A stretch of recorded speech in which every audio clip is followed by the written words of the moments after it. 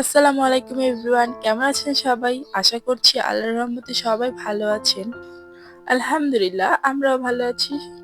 এতদিন রাইজের বাবা একটু বেশি অসুস্থ ছিল। ওনার পাশাপাশি আমিও অসুস্থ হয়ে যাই। এই জন্য মাঝখান দিয়ে অনেকদিন ভিডিও দিতে পারিনি, গ্যাপ চলে যায়। তো আমি আবারও আপনাদের মাঝে চলে এলাম নতুন একটি ভিডিও নিয়ে। আপনাদের ভালো লাগলে অবশ্যই একটি লাইক অ্যান্ড সাবস্ক্রাইব করে পাশে থাকবেন। আমি তো ভালো করে কথাই বলতে পারছি না এখনো, আমার ঠান্ডার কারণে। মানে ঠান্ডা একদম লাগে যেন নাক বন্ধ হয়ে আসছে। তো শীত আসতে না আসতেই আমরা শীতের প্রস্তুতি নিয়ে নিচ্ছিলাম। এখানে আপনাদের ফার্স্টে আমি দেখিয়েছি যে কিছু শীতের কাপড় আমি রোদে দিয়ে রেখেছি। এর আগের দিন আমি এগুলো ধুয়েছিলাম। আর এদিকে রাইজানের শীতের কম্বলটাও ধুয়ে নিয়েছি। এদিকে আরো কিছু কাপড় ভিজিয়েছি, এগুলো আমি ধুয়ে নেব। আর এদিকে আমি সকালে নাস্তা বানিয়ে নিচ্ছিলাম ওই কাপড়গুলো ধোয়ার পরে। এখানে আমি ডিমের ভিতরে একটু চিনি দিয়ে গুলিয়ে নিচ্ছিলাম। আর এটা হচ্ছে বিস্কুটি। এটা হচ্ছে সবারই মানে জনপ্রিয় একটা খাবার আমার মনে হয়। তো ওইটা আমি বানিয়েছিলাম আর ভিডিও করা হয়নি। রাইজান অনেক কান্না করতেছিল। তো ভিডিও মানে অফ করেই আমি জাস্ট ওটা ভেজে খেয়ে নিয়েছিলাম আমি আর রাইজান। তো এখানে ওই যে রোদে দেওয়া কাপড়গুলো দেখে খুব গরম হয়ে গিয়েছিল। তারপর আমি এগুলো ভাঁজ করে নিচ্ছিলাম। আমাদের ঘরের কাজ যেন কখনোই শেষ হয় না। আমরা যারা বাসায় থাকি সারাদিন মনে হয় ঘরের কাজ করেই যাই, তারপরও কাজ কখনোই শেষ হয় না। তো এইগুলো হচ্ছে রাইজানের আগের বছরের শীতের কাপড়। এগুলো রেডি করে রেখেছি যাতে শীত আসলেই ঠান্ডা লাগলেই বাচ্চাকে পরিয়ে দেওয়া যায়। তো এই তো আমি কাপড়গুলো ভাঁজ করে নিচ্ছি, আপনারা দেখতে থাকুন।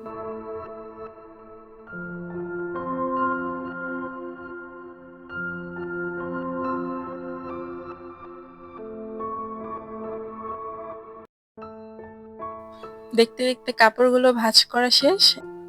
এই তো এখন আমি যার যার ড্রয়ারে কাপড়গুলো রেখে দেব। বিছানাটা তারপর ক্লিন করে নিব। বিছানাটা সুন্দর করে ক্লিন করে ঘরটা ক্লিন করে তারপরে আমি রান্নার দিকে চলে যাব। আজ কি রান্না করি সেটা আপনাদের দেখাবো। আর আপনারা হয়তো ভাবছেন যে রাইজান কোথায়? রাইজান এতক্ষণ আমার সাথেই ছিল। একটু আগে ওর বড় মা এসে ওকে নিয়ে যায়, মানে আমার দাদি শাশুড়ি, উনি এসে রাইজানকে নিয়ে যায় ওর দাদা দাদির বাসায়। তো আমি বাসায় একাই ছিলাম আর আমি একা একাই কাজগুলো গুছিয়ে নিচ্ছিলাম। রাইজান তো নেই। রাইজান তো থাকলে আমাকে ঘরটা ভালো করে গুছিয়ে রাখতে দেয় না। ও অনেক খেলনা টেলনা সব নামিয়ে এলোমেলো করে দেয় ঘর। তারপর ঘর আমাকে বারবার গুছাইতে হয়। আর বাচ্চা থাকলে এমনটা হওয়াই স্বাভাবিক। যাদের ঘরে বাচ্চা আছে তারা জানেন। তো আপনাদের সাথে কথা বলতে বলতে আমার বিছানাটা গোছানো শেষ। আমি ঘরটাও গুছিয়ে নিয়েছিলাম। এখন আমি কি রান্না করি আজকে আপনাদের সাথে শেয়ার করব। এদিকে আমি একটা ফ্রিজ থেকে মাছ বের করে ভিজিয়ে রেখেছিলাম। মাছটা সুন্দর করে কেটে নিয়েছি। এই তো এখন আমি চলে যাব রান্নার দিকে। মাছটাতে সুন্দর করে মশলা মাখিয়ে নিচ্ছি। আর এদিকে ডাটা কেটে রেখেছিলাম আগের দিন যাতে ঝামেলা কম হয় রান্নার সময়। তো সেই ডাটাটা বের করে ফ্রিজ থেকে আমি ধুয়ে নিয়েছি। আর এইদিকে দেখতে পাচ্ছেন ধনিয়া পাতা। এই ধনিয়া পাতাটা আমি ভালো করে বেছে একটা কন্টেনারে রেখে দিয়েছি যাতে রান্নার সময় একটু একটু করে নিয়ে ধুয়ে তারপরে দিয়ে দেওয়া যায়, ঝামেলা কম হয়। এই জন্য এভাবেই রাখি আমি। তো আমার মাছের মশলা মাখানো শেষ হয়ে যাচ্ছে। আমি এখন এই মাছটা সুন্দর করে ভেজে নেব।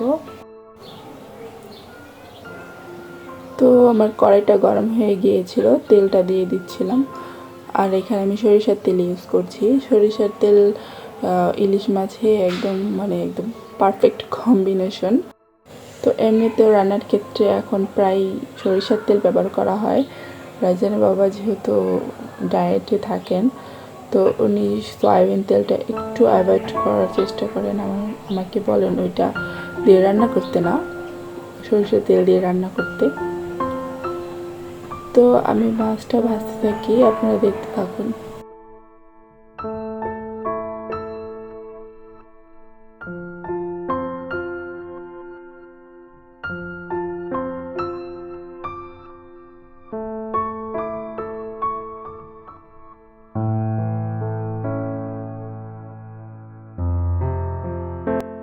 তো আজকে বেশি কথা বলতে পারছি না, আপনারা হয়তো ভয়েস শুনেই বুঝতে পারছেন।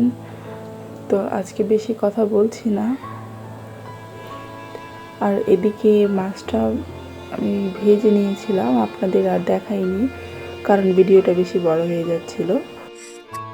তো এদিকে আবার আমি মশলাগুলো দিয়ে দিয়েছি, মশলাগুলো এখন কষিয়ে নেব সুন্দর করে।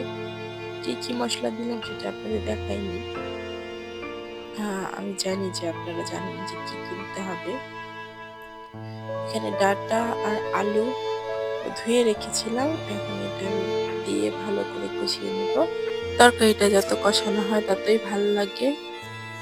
আপনাদের সবার কাছে ডাঁটার তরকারি কেমন লাগে কমেন্ট করে জানান। আমার কাছে ডাঁটার তরকারি ভালোই লাগে। তো এতদিন ভিডিও দেওয়া হয়নি, প্রায় সপ্তাহখানেকের উপরে। কে কে আমার ভিডিওর জন্য অপেক্ষা করেছেন বা আমার ভিডিওর আশায় ছিলেন, তো কমেন্টে আমাকে অবশ্যই জানান। যদি আমার ভিডিওর অপেক্ষায় কেউ থেকেও থাকেন, সেটা যদি আপনারা কমেন্টে জানান তাহলে আমি দেখব, সেটা দেখে আমি যেভাবেই হোক ভিডিও দেওয়ার ট্রাই করব। আর আমার কাছেও খুবই ভালো লাগবে। তো আর কি, এই তো আজ এ পর্যন্তই। আপনাদের সাথে আবার নতুন ভিডিও নিয়ে চলে আসব। সবাই এ পর্যন্ত ভালো থাকবেন, সুস্থ থাকবেন। আল্লাহ হাফিজ।